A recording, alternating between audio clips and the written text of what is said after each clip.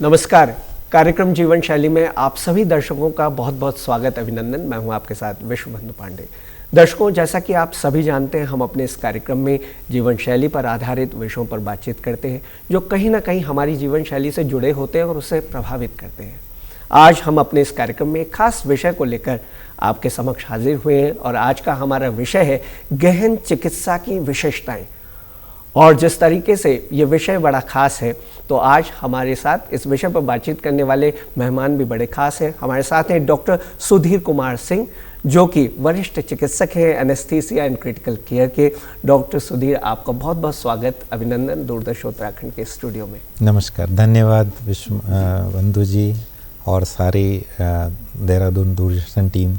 को मुझे यहाँ पर आमंत्रित करने का और एक ऐसे विषय पर चर्चा करने के लिए मुझे बुलाया गया जो कि एक जिसके बारे में आम जनता की एक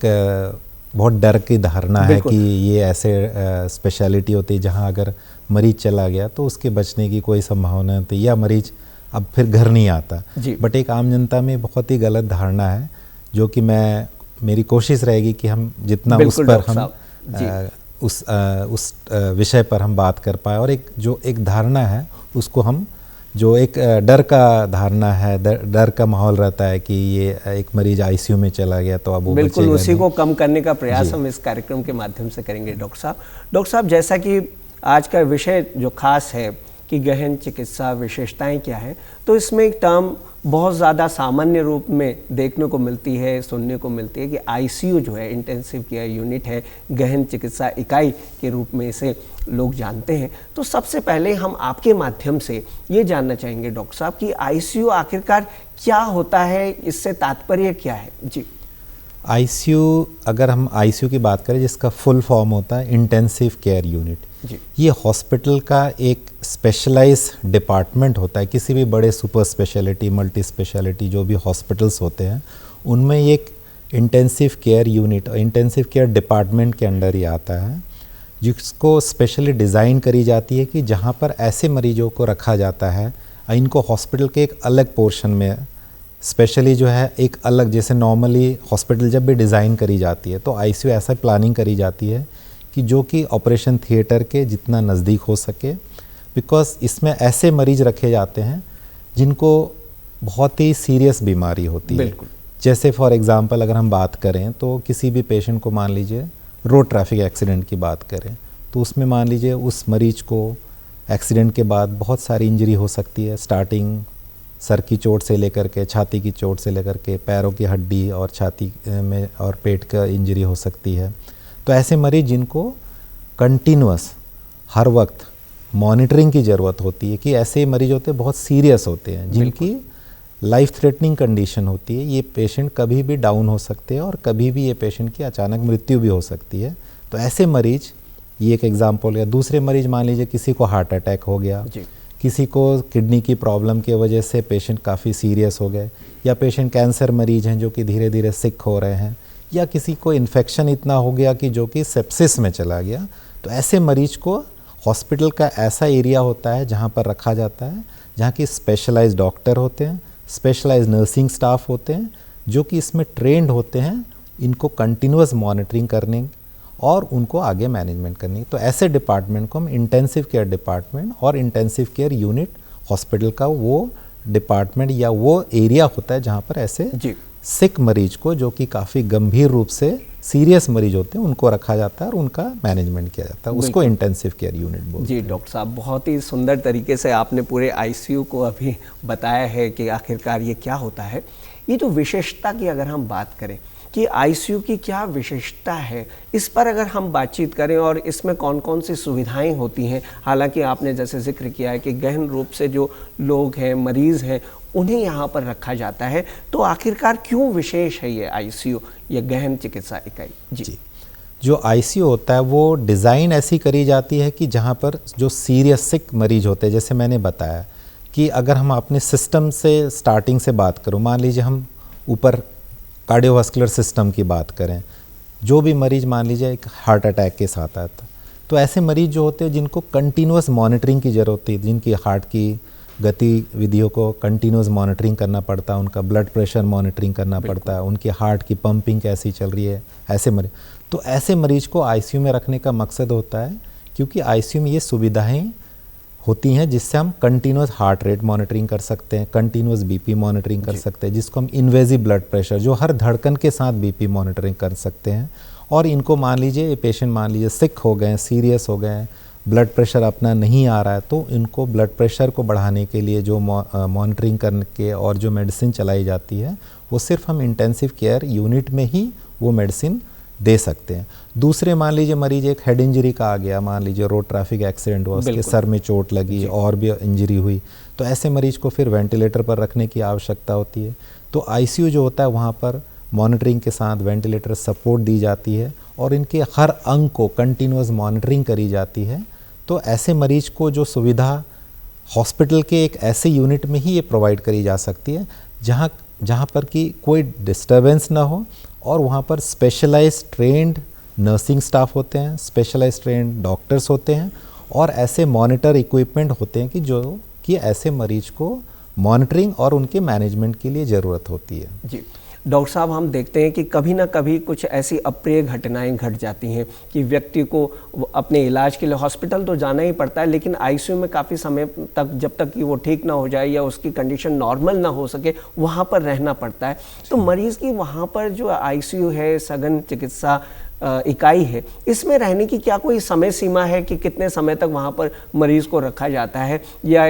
उसके केस पर निर्भर करता है कि किस तरह का केस है मरीज़ का? जी, आपने एक बहुत अच्छा सवाल पूछा, जो कि एक आम धारणा भी होती है कि मरीज को आईसीयू में सबसे पहला क्वेश्चन होता है, कोई भी मरीज के अटेंडेंट होते हैं कि डॉक्टर साहब हमारे मरीज को आईसीयू में कब तक रखना होता है,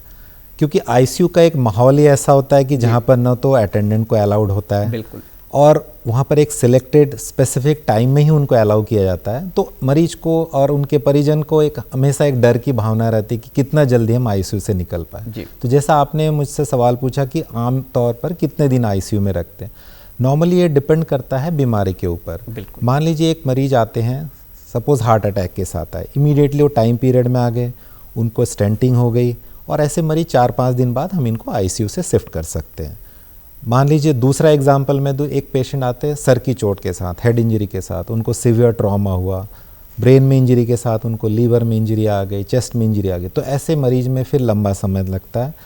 वो कहीं अराउंड 10 से 15 दिन, कई बार महीनों तक भी हो सकता है। स्पेशली जो हेड इंजरी वाले पेशेंट्स होते हैं वो लंबा समय लेते हैं आईसीयू में एज़ कम्पेयर टू दूसरे ऑर्गन इंजरीज। जैसे मान लीजिए कोई पेशेंट आया है, हड्डी की चोट, मतलब हड्डी टूट गई, उसका ऑपरेशन हुआ, वो 2 से 3 दिन बाद हम उनको आईसीयू से शिफ्ट कर सकते हैं। कुछ पेशेंट है क्रॉनिक इल होते हैं, लंबे समय से बीमार होते हैं, मान लीजिए कैंसर है, अब वो कैंसर जो है फैल करके पूरे शरीर में फैल गया, तो ऐसे मरीज को लंबे समय तक आईसीयू में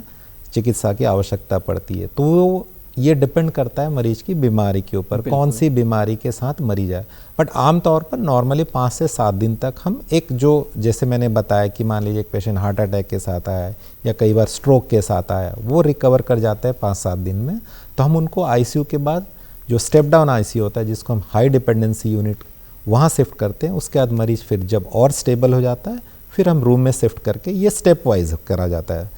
जो सबसे सीरियस मरीज होते हैं पहले उनको आईसीयू में, थोड़ा स्टेबल होने के बाद उनको हाई डिपेंडेंसी यूनिट में, उसके बाद फिर हम मरीज को रूम में शिफ्ट करके फिर हम डिस्चार्ज कर सकते हैं। तो आमतौर पर ये मान के चलिए 7 से 10 दिन तक एवरेज स्टे हो जाता है, ये डिपेंड करता है बीमारी के ऊपर। बिल्कुल। और जो सोच है, जैसे कि सामान्य व्यक्ति जो है वो ये सोचते हैं कि आईसीयू में पेशेंट है, बड़े घबरा भी जाते हैं और उनकी जो मनस्थिति है वो काफ़ी डिस्टर्ब हो जाती है कि हमारा जो पेशेंट है वो आईसीयू में। तो इस कार्यक्रम के माध्यम से भी तभी ये हमने विषय चुना है, गहन चिकित्सा की विशेषताएं। तो घबराने की ज़रूरत नहीं है, बल्कि वो निश्चिंत रहें कि उन्हें बहुत अच्छा, उनके पेशेंट को, मरीज़ को इलाज मिल रहा है और वो बिल्कुल डॉक्टरों की निगरानी में वहाँ पर है। डॉक्टर साहब, आईसीयू की संरचना के बारे में अब हम बातचीत करेंगे। हालांकि अब बात हम कर चुके हैं कि किस तरह के पेशेंट वहाँ पर रखे जाते हैं, क्या कुछ वहाँ पर दिया जाता है, आगे भी हम बातचीत करेंगे। तो आईसीयू की जो संरचना होती है वार्ड से, या जब किस तरह से अलग है, अगर मैं कहूँ? जी डॉक्टर साहब, अगर मैं आईसीयू की बात करूँ तो सबसे पहले जो आईसीयू का कंसेप्ट स्टार्ट हुआ था, ये करीब 1952 की बात है, जब कोपेनहेगन जो डेनमार्क की राजधानी थी, वहाँ पोलियोमाइलाइटिस का एपिडेमिक फैला। तब ये देखा गया पोलियोमाइलाइटिस ऐसी बीमारी होती है जो कि हमारे नसों को, हमारे मसल्स को अफेक्ट करती है। तो उसमें क्या होता है, मरीज जो है सांस नहीं ले पाता और धीरे धीरे मरीज की मृत्यु हो जाती है सांस न लेने की। तब इसमें ये देखा गया कि ऐसा क्या किया जाए कि मरीज को जो ये दिक्कत आ रही है, सांस नहीं ले पा रहे हैं। तब उस समय एक पॉजिटिव प्रेशर वेंटिलेटर का एक कंसेप्ट लेकर के, एनेस्थेटिस्ट थे, एब्सेन उनका नाम था, उन्होंने इस कंसेप्ट को ले आया और उनको ये जनक इंटेंसिव केयर यूनिट का माना जाता है कि उन्होंने 1952 में और 1953 में उन्होंने फिर ये पॉजिटिव, जब पोलियो फैला तब उन्होंने क्या किया, पॉजिटिव प्रेशर वेंटिलेशन का एक कंसेप्ट लाया जिसके द्वारा छाती पर हम एक पॉजिटिव प्रेशर द्वारा मरीज को सांस दें। तो उससे देखा गया कि धीरे धीरे धीरे मरीज को बचाया जा सका। वहाँ से इंटेंसिव केयर यूनिट का पूरे यूरोप से लेकर के फिर ये पूरा इंटेंसिव केयर यूनिट स्टार्ट किया गया, वहीं से ये डिज़ाइन करी। जहाँ तक डिज़ाइन की बात है तो सबसे पहले कोई भी बड़े हॉस्पिटल में ही इंटेंसिव केयर यूनिट स्टार्ट किया जा सकता है। आमतौर पर छोटे हॉस्पिटल बहुत सारे हैं, जैसे हमारे इंडिया में अगर हम देखें, हमारे भारतवर्ष में जहाँ पर बहुत सारे छोटे सेंटर हैं जो कि आम जनता के लिए वो एक तरह से समझ लीजिए लाइफ सेविंग का काम कर रहे हैं, बिकॉज हर सबके लिए संभव नहीं है कि बड़े हॉस्पिटल में जा पाए। तो ऐसे छोटे जो सेंटर होते हैं वहाँ पर आईसीयू की सुविधा नहीं होती है। तो आईसीयू की जो कंसेप्ट होता है वो बेसिकली बड़े सेंटर जो कि multi speciality, super speciality hospital है, वहीं पर ये संभव, बिकॉज इसको चलाने के लिए आपको सबसे पहले डेडिकेटेड स्टाफ की ज़रूरत होती है, डेडिकेटेड ट्रेन जो इस स्पेशलिटी में ट्रेंड है। बिकॉज ये मरीज ऐसे होते हैं जो बहुत ही सीरियस, बहुत ही सिक होते हैं, जिनको गहन चिकित्सा सुविधा की ज़रूरत होती है। तो इनको डिज़ाइन ऐसा करा जाता है कि जो कि बड़े हॉस्पिटल में ही संभव है। गवर्नमेंट ने आजकल बहुत सारे अच्छे गवर्नमेंट हॉस्पिटल्स में भी अब आईसीयू की सुविधा, एंड गवर्नमेंट ने उसमें बहुत अच्छा काम किया है कि आम जनता को प्रोवाइड कर पाए। तो इसके डिज़ाइन और इसकी रख रखाव में इतना महंगा होता है, तो इसलिए छोटे सेंटर इसको नहीं मेंटेन कर पाते। तो आमतौर पर ये बड़े सेंटर में ही एक अलग डिज़ाइन करी जाती है जहाँ के डेडिकेटेड ट्रेन स्टाफ, इक्विपमेंट्स इसके बहुत महंगे होते हैं, वेंटिलेटर हो गए, मॉनिटर्स हो गए, कार्डियक मॉनिटरिंग के जो हैं, फिर हार्ट को जो सपोर्ट करने के लिए आईबीपी मशीन होती है, डायलिसिस बेड साइड जो हम करते हैं। तो इसको डिज़ाइन करने में, इसमें रख रखाव में, इसको मेंटेन करने में बहुत खर्चा आता है। तो इसलिए छोटे सेंटर्स जो है उनकी मजबूरी होती है, वो नहीं कर पाते। तो इसलिए आमतौर पर ये बड़े सेंटर में ही ये सुविधा उपलब्ध है। इसीलिए इसको जो सुविधा है आम जनता तक कम पहुंच पाते हैं। कई बार इसमें खर्चे भी बहुत होते हैं, इसीलिए जो बड़े सेंटर होते हैं, रख रखाव, मेंटेनेंस, तो उनकी मजबूरी होती है कि ये खर्चा, महंगा इलाज होता है। तो कई बार मैं देखता भी हूँ बहुत सारे जो आम जनता नहीं अफोर्ड कर पाती है, बट जैसे अब गवर्नमेंट ने बहुत सारी स्कीम लाई हैं, आयुष्मान भारत, और इससे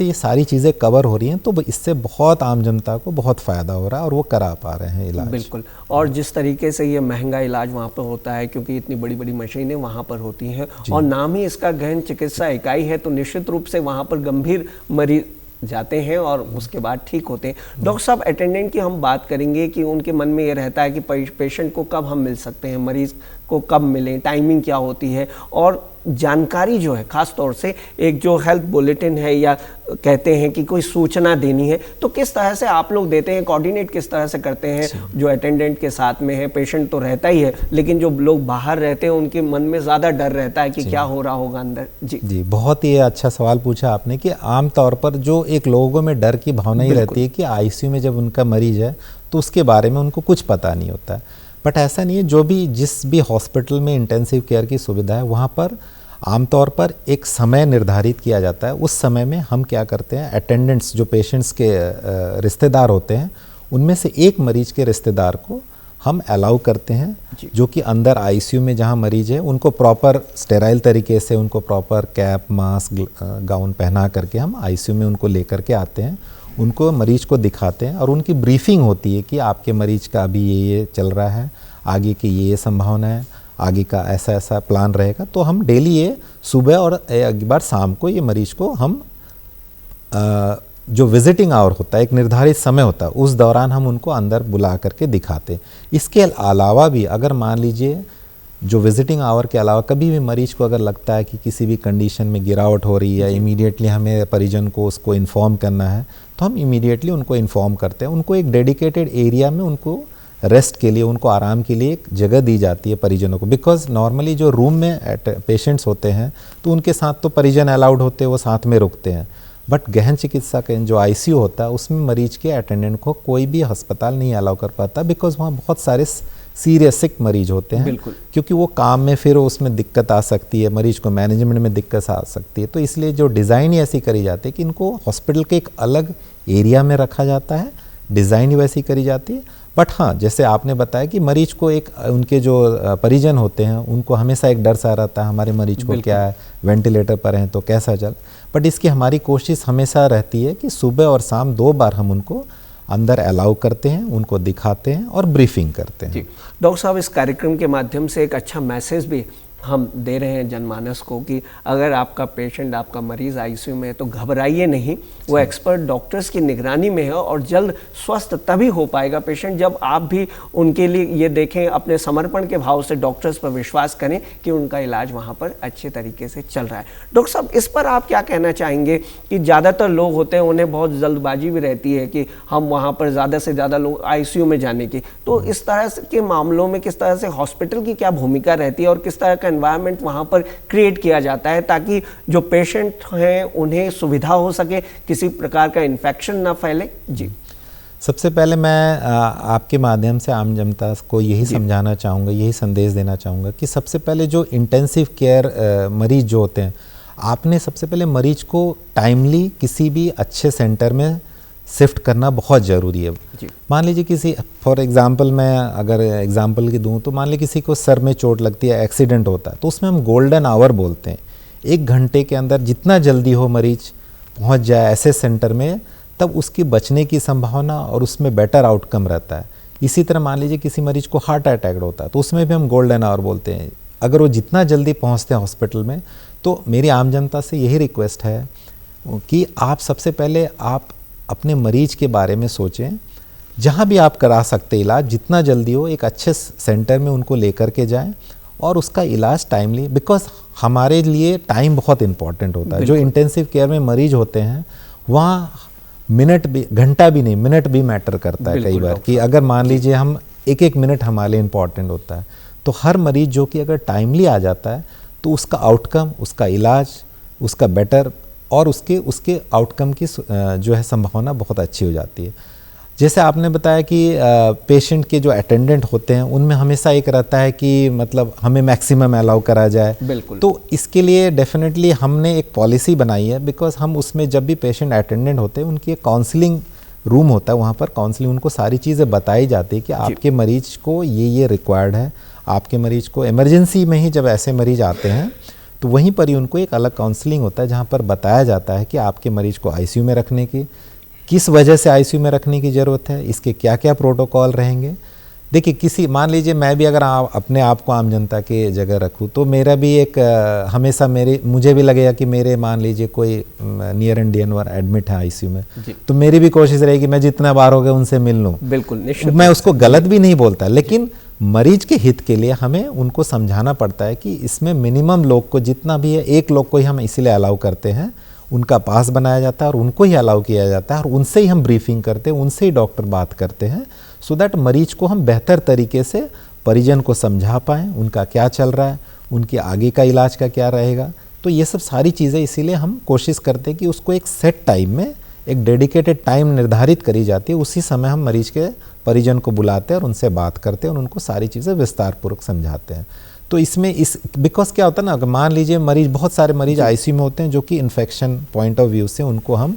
अलग रखते हैं। तो ऐसे में अगर जितने लोगों का अंदर आना, जितने लोग कम रहेंगे उतनी इन्फेक्शन के चांसेस कम रहते हैं और जितने नंबर लोग बढ़ेंगे उसमें इन्फेक्शन की संभावना बढ़ती है। तभी ये सिस्टम अडॉप्ट किया जाता है कि जितना मिनिमम हो उनको हम अंदर अलाउ करें। डेफिनेटली उसमें ये ध्यान रखते हैं कि मरीज के परिजन को भी ऐसी मतलब तकलीफ ना हो कि उनको पता ही ना चले कि उनके मरीज का क्या चल रहा है। तो इसका भी हम ध्यान रखते हुए ये चीज़ हमें इस तरह प्लानिंग करते हैं। जी, डॉक्टर साहब, मरीज़ की जो नर्सिंग है वहाँ पर किस तरह से की जाती है जब आईसीयू में पेशेंट रहता है? हालांकि जो रिश्तेदार हैं उन्हें ज़्यादा समय नहीं मिल पाता है कि वो वहाँ पर जाएं और केयर कर सकें अपने मरीज़ की, जो आप उनके रिश्तेदार हैं वहाँ पर। तो नर्सिंग किस तरह से आप पेशेंट की वहाँ पर आप लोग करते हैं आईसीयू में, सघन चिकित्सा इकाई में? अब जैसे कोई भी मरीज आईसीयू में है तो उसमें हर चीज़ की डेडिकेटेड टीम होती है। जहाँ तक सबसे पहले मैं स्टार्ट करता हूँ डॉक्टर से, तो जो डॉक्टर होते हैं वो स्पेशली अपने पोस्ट ग्रेजुएशन के बाद इंटेंसिव केयर में वो फेलोशिप करते हैं, वो ट्रेंड होते हैं ऐसे मरीज को टैकल करने के लिए, ऐसे मरीज को मैनेज करने के लिए। उसके बाद जो नर्सिंग स्टाफ आते हैं जो कि दूसरे नर्सिंग स्टाफ से इनकी ट्रेनिंग अलग होती है, इनको जो ट्रेन करी जाती है कि कैसे हार्ट के मरीज को देखना है, कैसे ट्रॉमा के मरीज को देखना है, कैसे इंटेंसिव मॉनिटरिंग, तो इनकी स्पेशलाइज अलग ट्रेनिंग होती है नर्सिंग के बाद, ये डेडिकेटेड इनकी ट्रेनिंग होती है। अब एक मरीज जो होता है मान लीजिए वेंटिलेटर पर है, तो वो तो कुछ भी नहीं कर पा रहा, ना कुछ बता पा रहा है, तो ऐसे मरीज को ये नर्सिंग स्टाफ इतने ट्रेंड होते हैं कि उनको एक एक चीज़ पता होता है, पेशेंट की पोजिशनिंग से लेकर के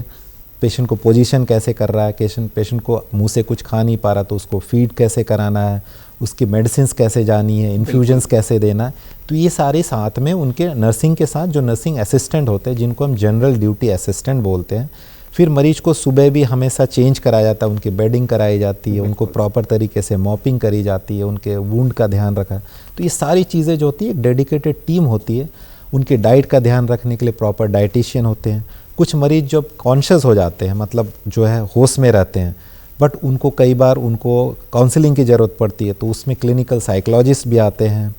माइक्रोबायोलॉजिस्ट हैं, वो उनका राउंड होता है साथ में इंटेंसिव केयर टीम में। तो ये पूरी एक तरह से मान लीजिए इंटेंसिव केयर की पूरी टीम होती है जो कि मरीज का, जब मरीज आईसीयू में आता है तो उसकी एक एक चीज़ प्लानिंग करी जाती है, उसी हिसाब से हम उस चीज़ों को मैनेज करते हैं। जी डॉक्टर साहब, इसके साथ ही अब हम ये भी जानना चाहेंगे कि कितने प्रकार के आईसीयू होते हैं, अगर आप जानकारी हमें दें तो निश्चित रूप से जो हमारे दर्शक हैं शहरी क्षेत्रों में, ग्रामीण क्षेत्रों में, तो उन्हें भी ये जानकारी मिल सकेगी कि आईसीयू हॉस्पिटल में कितने प्रकार के होते हैं और इनका क्या महत्व है। जी आमतौर पर अगर हॉस्पिटल की हम बात करें तो मोस्ट ऑफ द जितने बड़े हॉस्पिटल्स हैं वहाँ 4 प्रकार के आईसीयू को डिवाइड किया गया है। एक होता है मेडिकल आईसीयू, जहाँ पर मरीज जिनको कोई सर्जिकल इंटरवेंशन की ज़रूरत नहीं होती। मान लीजिए मरीज कोई आया सांस की तकलीफ के साथ, बट उसको आईसीयू की ज़रूरत है, वेंटिलेटर की ज़रूरत है। एक मरीज आ गया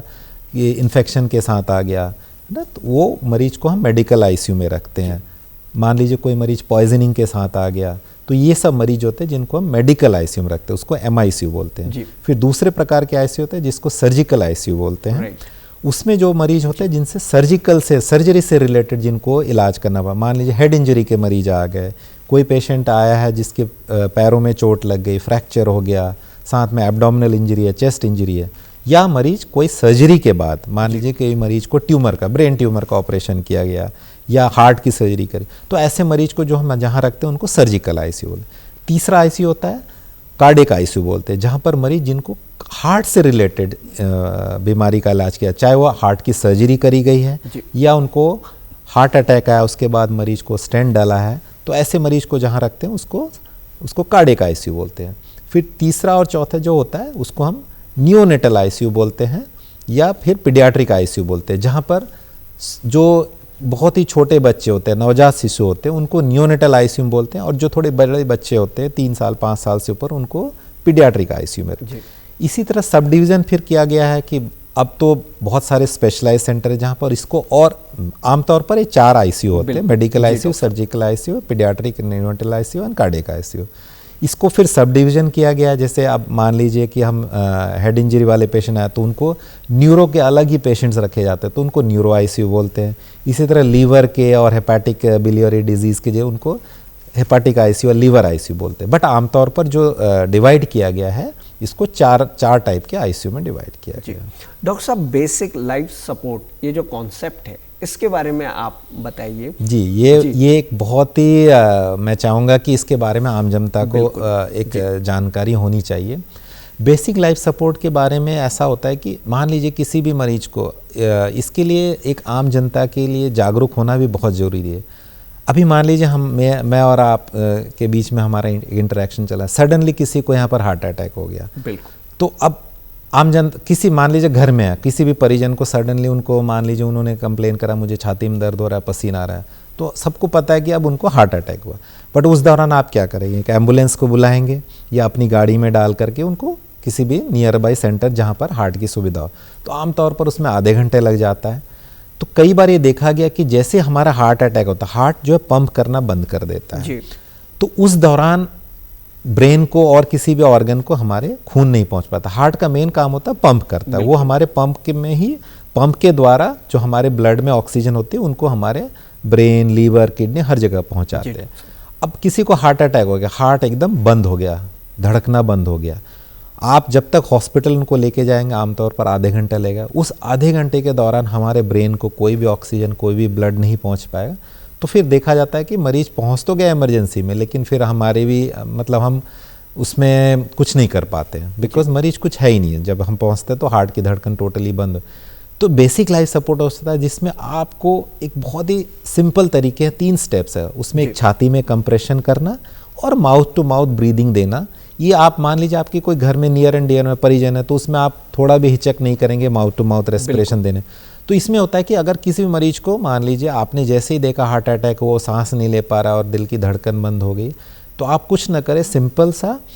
छाती के बीचों बीच हाथ रख करके उसको कंप्रेशन स्टार्ट कर दे। तो उसका होता है कि आप हार्ट जो धड़कन बंद हो गई है उसको आप अपने तरीके से, एक आर्टिफिशियल तरीके से पंप करने में सहायक। बिल्कुल। तो वो ब्रेन को ब्लड सप्लाई होते रहेगा और रास्ते में आप ये करते हुए अगर आप इमरजेंसी तक पहुंचते हैं तो मरीज की बचने की संभावना बहुत ज़्यादा होती है। तो बेसिक लाइफ सपोर्ट इसलिए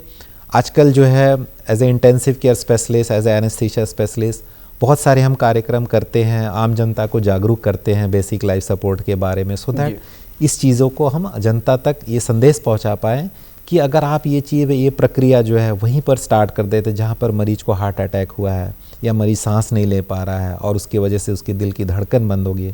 तो आप बिलीव नहीं करो कि ऐसे मरीज को बचाया जा सकता है कि जिसमें बचने की संभावना नहीं के बराबर होती है। तो इसलिए आम जनता को एक बेसिक लाइफ सपोर्ट के बारे में मैं चाहूँगा कि एक मीडिया के माध्यम से और के आज की डेट में बहुत सारी चीज़ें अवेलेबल हैं जिसकी वजह से हम जनता को जागरूक कर सकते हैं और बेसिक लाइफ सपोर्ट के बारे में बता सकते हैं। डॉक्टर साहब, एचडीयू और आईसीयू के बारे में अभी आपने जिक्र भी किया, एक बार फिर से आप ज़रा बताएं कि इसमें डिफरेंस जो होता है वो किस तरह का होता है, खास तौर से अगर हम बात करें सुविधाओं की, तो आईसीयू में ज़्यादा सुविधाएं हैं या एचडीयू में रहती हैं, और किस तरह से वहाँ पर जो पेशेंट को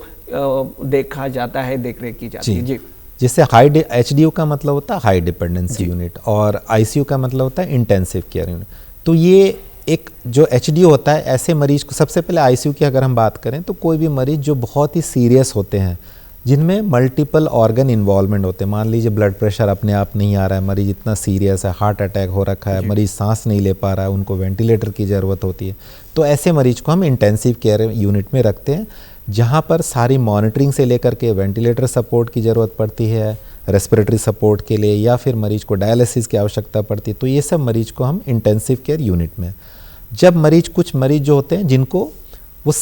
बीमार तो होते हैं, सिक होते हैं, लेकिन उनको कंटिन्यूस मॉनिटरिंग की ज़रूरत होती है और गुड नर्सिंग केयर की, और डॉक्टर की निगरानी में, कंटिन्यूस डॉक्टर की निगरानी में उनको इलाज की आवश्यकता, तो उसको हम हाई डिपेंडेंसी यूनिट बोलते हैं। ऐसे मरीज जिनको वेंटिलेटर की ज़रूरत नहीं होती है, लेकिन हाँ वो उनको आईसीयू की ज़रूरत, इनको मॉनिटरिंग की ज़रूरत है, बिकॉज बीमारी ऐसी सीरियस होती है, लेकिन इतनी सीरियस नहीं कि जिनको आईसीयू में रखा जाए। जो थोड़े स्टेबल मरीज होते हैं, बट हाँ उनको फिर भी मॉनिटरिंग की ज़रूरत और 1-to-1 नर्सिंग केयर की ज़रूरत होती है, प्रॉपर मॉनिटरिंग और कंटिन्यूस केयर की ज़रूरत होती है, उनको हम हाई डिपेंडेंसी यूनिट में रखते हैं। डॉक्टर साहब, आप कार्यक्रम में आए और गहन चिकित्सा की विशेषताएं हमसे आपने इसके बारे में हम सभी को जानकारी दी। निश्चित रूप से इस कार्यक्रम के माध्यम से बहुत ही सटीक जानकारी लोगों तक पहुंची होगी, इसके लिए आपका बहुत बहुत धन्यवाद। धन्यवाद आपको मुझे यहाँ आमंत्रित करने के लिए और इस